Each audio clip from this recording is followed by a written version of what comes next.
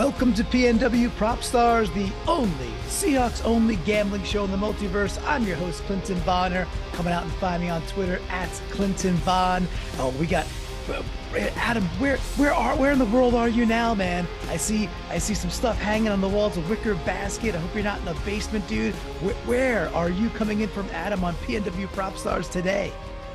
I'm in the basement of America. I'm in the South. I'm in Arkansas right now, and I appreciate you guys doing a late night episode here, as I did not get in here till close to 10:30 Central Time, where it was 11:30 your time. So a late night version. It is. Careful, Wilson. If it's after 10 p.m., we could say whatever the heck we want, right? It might get spicy, but you are back in your dorm room in Princeton. How was your travels from, your Thanksgiving to back home? How you doing? How are you reacclimated back to, the social life of being on the Princeton campus? Well, there's two things I always make sure to do when traveling back to school, Clinton. One is I like to leave early in the morning. Why? It's a 6-hour flight and you add 3 hours of time difference. So it's really a full 12-hour day. Second thing is I always like to travel back on Saturdays. A, you don't get late Sunday night, and B, I can watch the Seahawks game. That was a mistake. I should have just skipped it, let that pass by on the flight. Nobody wanted to see that. But now that that's a little bit off my mind, I'm feeling a little bit more acclimated and looking forward to Sunday's game for sure. Very, very nice. And you got the nice throwback hat on. We got the big news this week. The throwback jerseys are coming back in 2023. So that's super nice to see as well. And for the folks out there, this is PNW Prop Stars. It's one of 5 unique shows that come out every single week on the Seahawkers podcast stream. So youtube.com/Seahawkers podcast. Wherever you get the audio streams, if you're listening on Spotify and you got all your top 5 of the year, well, we want to see Seahawkers podcast in your top 5 for podcast for sure. This has been a lot of fun this year, and so Adam, you take the week off. Brandon comes in for you, and I mean, what do you think of the job the job he did in your stay? You were sick last week, so we tap in Brandon off the top shelf, and then what happens? Piss poor.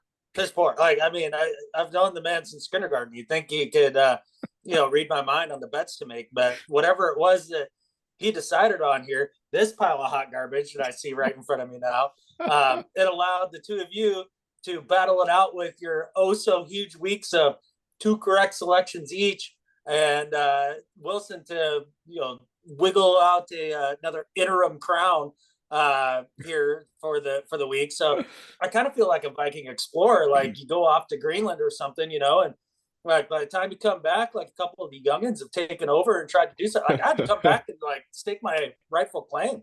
The PNW Prop Stars here. Yeah. Sure. You got the 2-headed monster just for this week with Brandon. These are the selections he made. At least he got kind of the over right.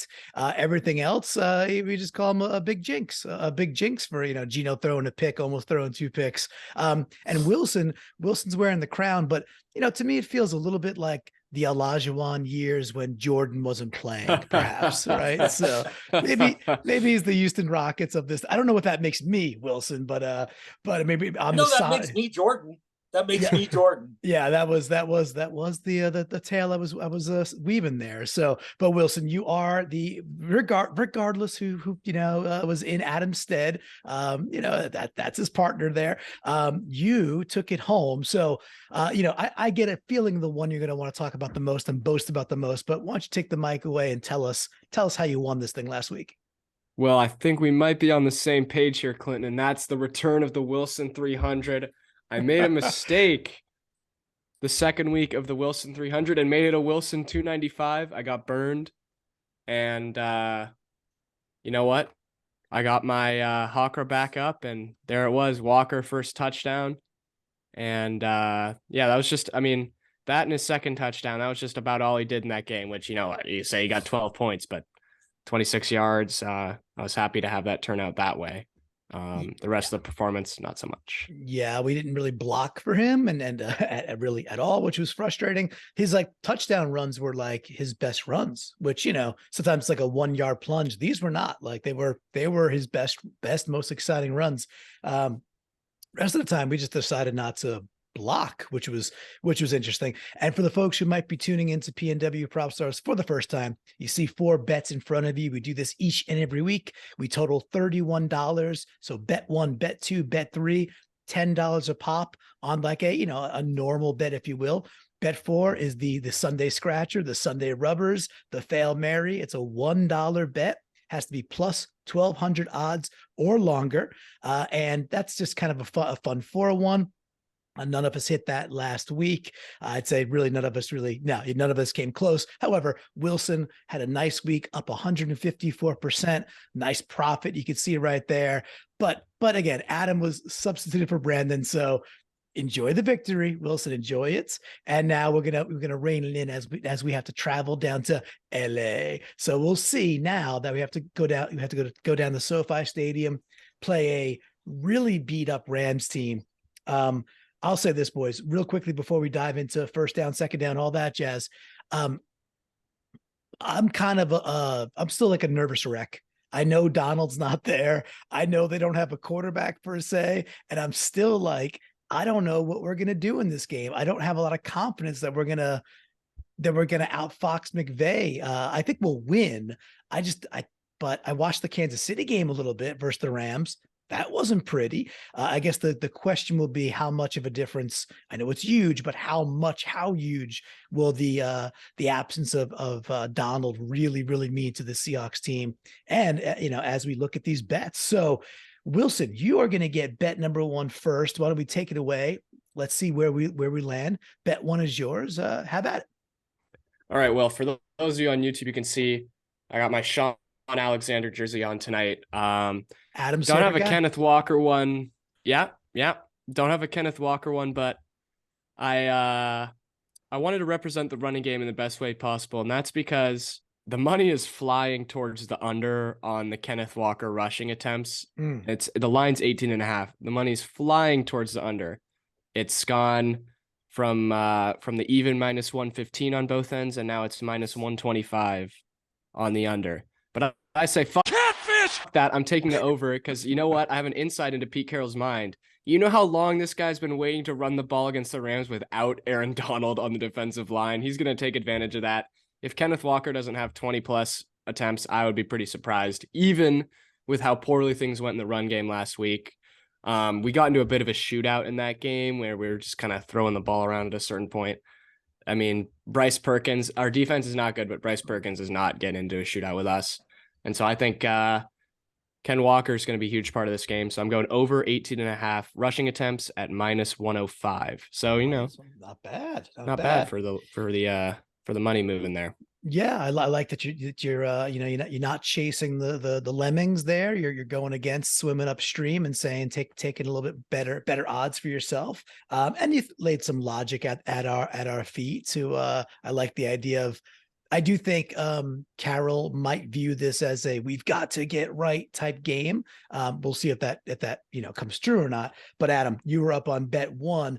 Do you think, first of all, what do you think of the youngins bet there? Do you think we're going to feed the rock over and over and over again, or do you think we're taking a different tack? Let's see where your bets lead us. I think it's going to have a lot more to do with just sheer volume and time of possession, because I really don't see the Rams offense being able to sustain drives on the regular throughout the game, meaning they're going to be kicking the ball a lot. It's going to be back in the Seahawks' hands a lot, which means they're running a lot of offensive plays. They do just a little better on third down.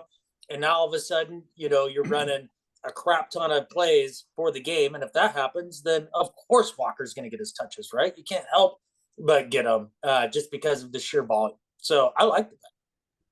Gotcha. I think that's the one thing I'm a little nervous about is if we see a little bit more of Travis Homer and a little bit more of DJ Dallas, because they crept in the game and Walker made like another mistake, another rookie mistake where he went the wrong way and fumbled it. Basically, we didn't go the wrong way, just fumbled a handoff. I don't think he's going to end up in a doghouse. but one more of those, and he might ride Pine for a little bit. So little, I hope it doesn't happen, of course. All right. So Adam, what is your first down bet as we enter week 13 here versus the very damaged Rams? All right. Since it's a first down bet and those are my layup bets, this is my easiest one of the week. Either team to score 3 times unanswered. Either team. Yes is minus 205. I'm going with the yes. And there's a few reasons why. Number one is that you would think that was a unusual occurrence, right? To score 3 times unanswered. Well, it turns out in the NFL, it's actually extremely common. It's over 50% on average for the regular. And then if you actually look at it against point spreads, the higher you go in the point spread, the more likely it is that you're going to have one team score 3 times unanswered because one team is being totally outclassed by another, right?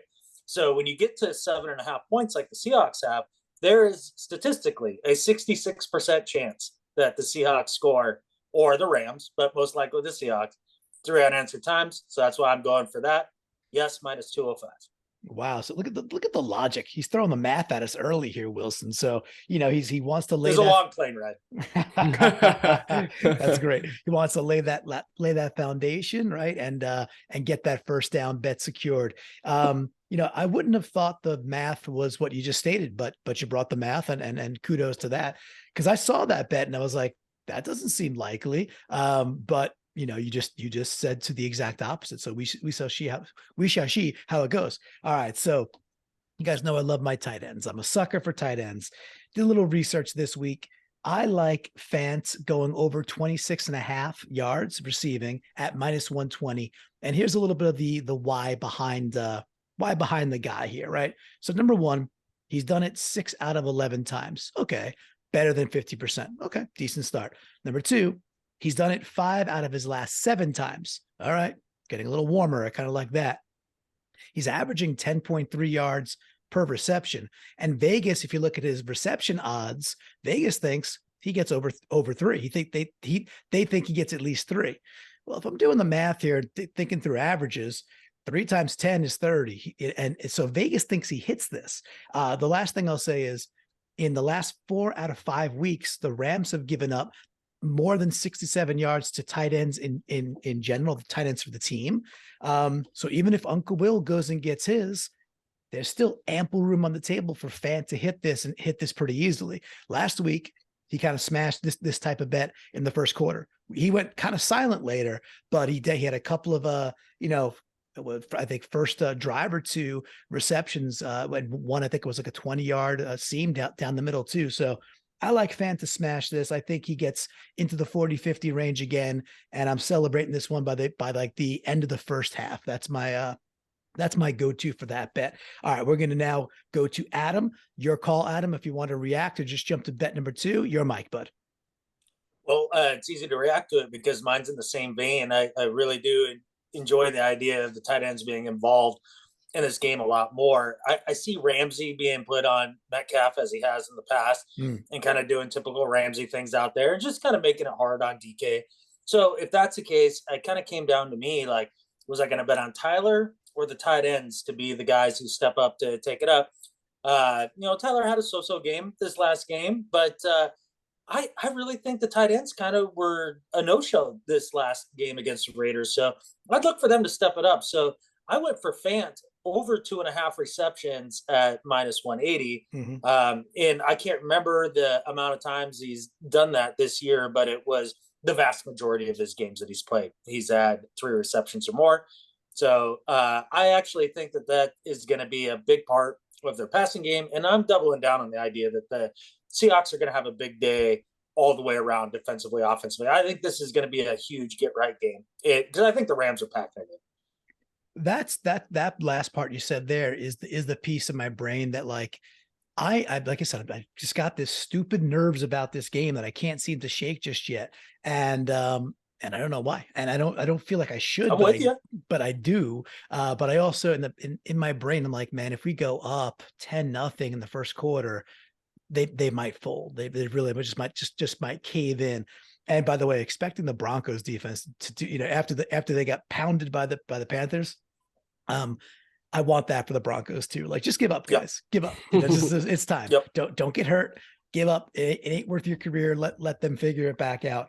The one thing I'll say about, you mentioned Lockett having an okay game, and I lost that bet last week when I tried to get a little greedy and go to, over 80 yards, and Wilson hit his bet where at the line of 63.5. I won half a yard. Yeah, you hit it by a half a yard. So Vegas had it right.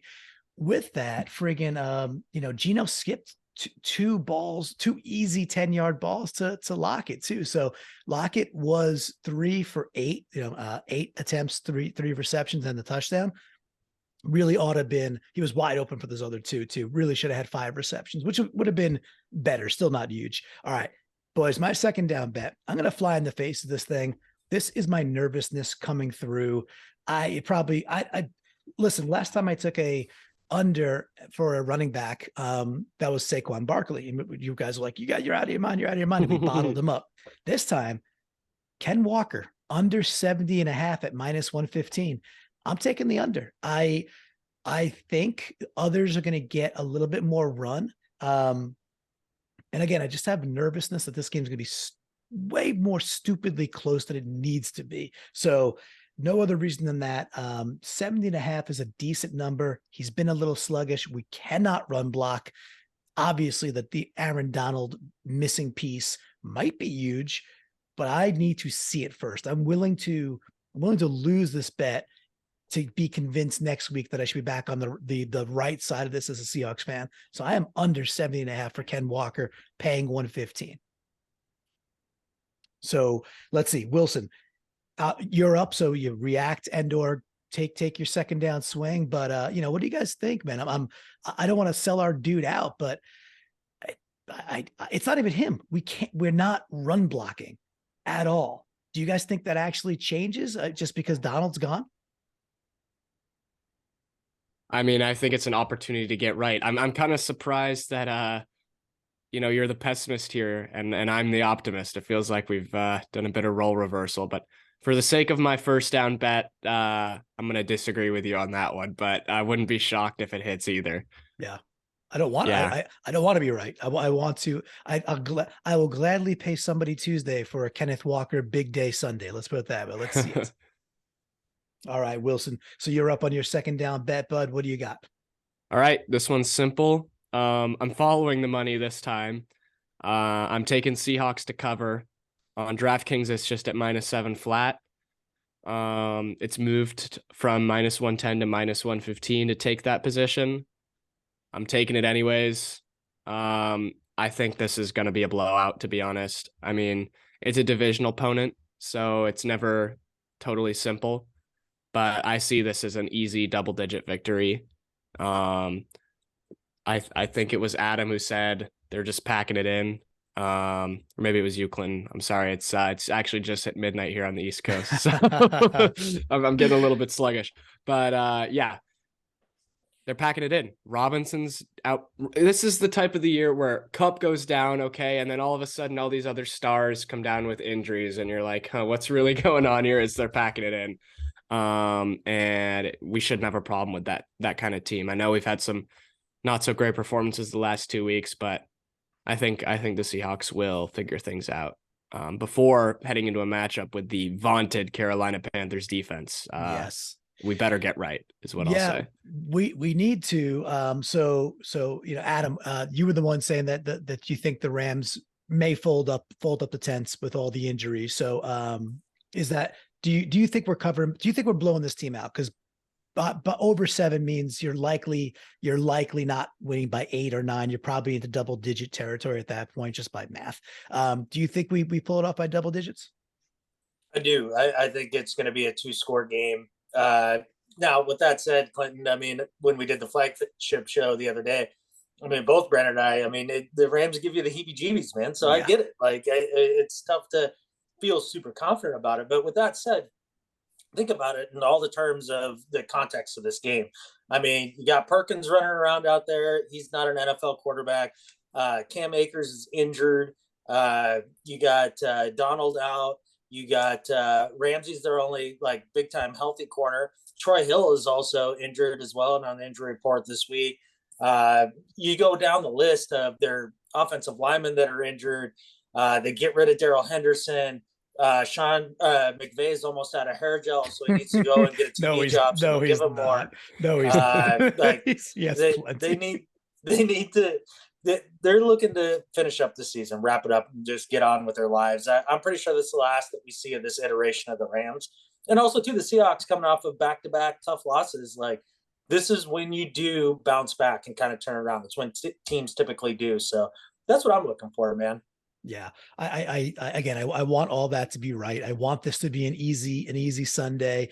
I want it to be a going away, like where we pull away by 10-14 in the fourth quarter or even the third quarter and we don't look back. I want all those things. So Wilson, you took the money line and you're laying the 7, right? So let me share this little gem I unearthed. Yeah, that I liked a little bit better. So the money line, I'm sorry, no, you took the money. You took Seattle -7. Yeah, the point spread, Seattle -7, given 115. So a slightly different bet that I found, and the money line by itself, which I think it was like, I think I wrote it down. I think it's like two. Oh, crap. It's big. It's big number. It's -315. 310. Yeah, I was three. Last I looked was so the money line's -315. Okay, so that's egregious, right? To go play that. So you got to lay 7. Okay, it's a lot, but obviously to get it to 115. I found this bet instead. Seahawks to score the first points, no matter how, score the first points and win the game, brings it down to -105. I was okay. I kind of like we still have been starting hot for the most part. I'm team never defer, by the way. When we are 5-1 this year when we receive the ball. So I'd like us to receive the ball and go score some points. But to go from -315 on the money line down, to the better to -105, and we just got to score first. Now I understand the freaking Rams could, muck their way down the field and get an early field goal. Absolutely can happen. Could shoot the bet, right away. But I like this. This to me was a way to get a lot more money and really still be leaning on Seattle just to win the game. So I kind of dug that. All right. So it's going to kick back to the top now. Wilson, you're back up. And then of course, Adam, you can react to any of this as you wish, but Wilson's third down bet. Why don't you take it, my man? Well, I got some bad news for you guys because I'm violating the Wilson 300 this week. Not gonna win. I really couldn't find anything. I know I'm screwing myself here. I just really couldn't find anything worth taking. Yeah. On this down. So I'm going with point bands. Vegas likes this is the most common point band for the Seahawks. So do I. So I'm taking 21 to 30 points at +140. I think here's my thinking. The Rams have the skill of a team that we should score 31 to 40 points on. But the problem is it's a division opponent and division opponents know each other. And sometimes these games can just be a little bit more of a rock fight than they should be. Now, that doesn't mean it's going to be close. I think the Seahawks are going to be in the high 20s and the Rams at best, like 17, very best at 17 points. So I feel pretty good about 21 to 30 here. I think just these games can be a little bit ugly, especially with the Rams. I feel like they can just get hideous at times. So they're dirty. The Rams are dirty, yeah. Right? So Wilson, violates his own rules again as champ this time. And Adam, one thing I'll point out is that basically what Wilson's calling for is the Kansas City Chiefs game. What was that? 26-13. I mean, so he's basically saying, hey, that's going to be a duplicate of that. I would say we don't have Chris Jones, and as much as I like Geno, we don't have Jones or Mahomes. So I do, but they don't got Donald. So I just go back to, I do wonder, do you expect it to be kind of a repeat of what the Chiefs did, which was, it wasn't a beautiful game by the Chiefs. They did enough. And then they kind of stowed it away and gave the ball to Pacheco a bunch, right? Is that kind of how you see it shaking? Yeah, I actually like Wilson's thought process on his bet there quite a bit because I do agree with him. This is a team that you probably should score 40 on, but because it is a division game, it might be a little more difficult. Also, too, in the last 3 games the Rams have played, They've given up 27 points twice to their opponents and 26 points once to their opponents. So they're very consistent in how they're playing defensively here. And that's even with Donald for a game or two of that, right? And Stafford before he got injured. I think it's going to be a rough go for the Rams in this game. And I think the Seahawks are going to score around that, 25 to 30 point range. I really do. I don't think the Rams get much over 10. Very nice. Yeah. Again, I want all those things to come true, boys. I like everything you're saying. So, all right, let's see how much we like your third down bet there, Adam. What do you got cooking?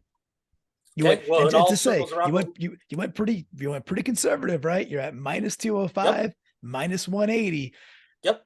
Where are you? Where are you? So I decided since Wilson wants to break his own rules, I would step in and do something for him in the 300 club here.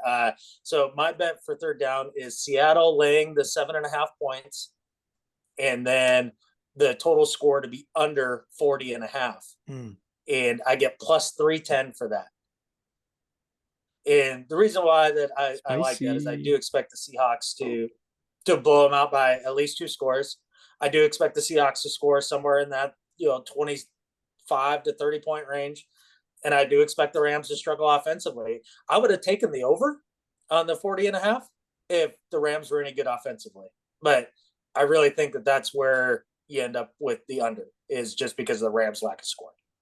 I mean, it's a pretty it's like a logical parlay, for all the reasons you said. And then to get 310 coming for that kind of a little twosome, it's pretty good. The way these bets are shaping up, by the way, if Adam hits that, we're going to be in some deep doo-doo, Wilson, unless we pull this off, because those third down bets, like as an example, even last week, I went 2 for 3, and I missed my Lockett one by about 12 yards. That would have paid me pretty well. I think it was like plus 180. Even if I had hit that, you still would have won last week because your third down bet was the hammer on this one. So Adam's got that kind of strategic advantage going, which, you were at plus 140. I was at minus 105, and he's coming in at plus 310. So we may need to hit a Fail Mary this week, you or I, Wilson. So nice segue there. Why don't you take it away and give us your dollar, rubber there, Wilson? What do you say? Well, I'm so glad you mentioned the strategic advantage that Adam supposedly has here with his third down bet. But what you have to understand is my Hail Mary, that is backed up by an incredible amount of statistics and logic. Yes, that's right. I'm going back to the DK squares, back to the well that I've only ever missed once on. I've only ever missed once on a DK square. Now, I've maybe only bet once on a DK square, but you can only miss once if you bet once. So I think maybe I go 50% here, 1 for 2, There's only 2 possible outcomes. Either you hit it or it doesn't. You don't hit it. And that's 50-50. It's a coin flip. So, with probability, things should work out in my favor. That's just facts, folks. So I'm going to take my DK square. I'm going to go with, this is for any quarter, Rams 6, Seahawks 4, and that's plus 1,800. And that should help me keep my crown. No problem. Rams 6, Seahawks 4. Certainly, he's spitting math. I'd say it's fuzzy math. I think Wilson's a bit like a gremlin. Like after midnight, you're not supposed to feed him. Don't get him wet. Weird things happen with this guy. He gets all 6s and 7s with his brain there, Adam. But it was plus 1,800. Is that right? That's right. Okay, so Rams got to end at a 6, Hawks got to end at a 4. All right, I'll give you this. The logic of the Rams 6 is field goals, right? Or they do score a touchdown and McVay does McVay things. I got to go for 2 and misses it. So it's got some possibilities. So all right, Adam, take it away on your Fail Mary or just trash on the boy king. Your call. Oh sure, yeah. I mean, he says that would help him retain his crown. I mean, it's a backup crown, the one that he took while I was gone. So, I mean, I guess it counts. I don't know. But so with my real crown that I brought back to the table here, I was going to give you guys my Fail Mary this week. Seahawks point span here, just 41 to 50 points, plus 1,500. This was just my bet to kind of be like, look, if they do put it together the way that they should against a depleted team, here you go. I could see him scoring 44 points like that. There's a world that happens. Yeah. That's my exact Hail Mary as well. I almost said Hail Mary too, I think after midnight here. That's mine as well. The 41 to 50 bands. I typically like to try and compile some ways. That's actually the one time I got a Hail Mary this year was that like 5-way parlay that I somehow hit. But there was really a lack of bets this week too. And I think it's because the Rams are so depleted. Typically, we've been going through these bets, and it's like, wow, we don't have a lot of like Seahawks prop options. Was it the other teams this week?